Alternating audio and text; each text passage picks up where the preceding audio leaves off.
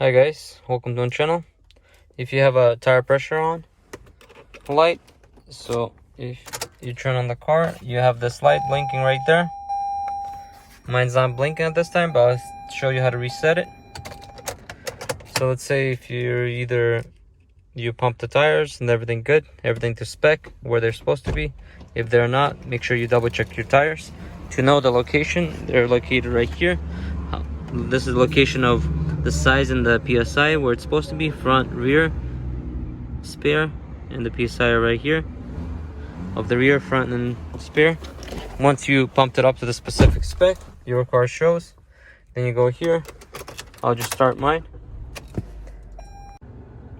It does not matter where you are on the screen, so if you're somewhere here, you're going to be using this left, right, down, up, and this button. Okay, press hold this middle one or press once. So you're gonna be scrolling through here, and it's gonna go to settings, and when you go to this settings, then you scroll down, vehicle settings, press hold, takes you to this screen, and then press again this button, push to change the settings.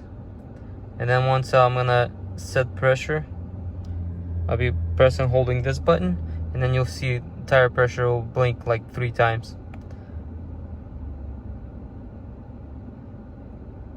Right there, blinking 1, 2, 3. And that's it. That's how you reset it. To go back, you just use this button, back. Thank you for watching. Please consider subscribing if you're not subscribed yet. And I'll see you in the next one. Peace out.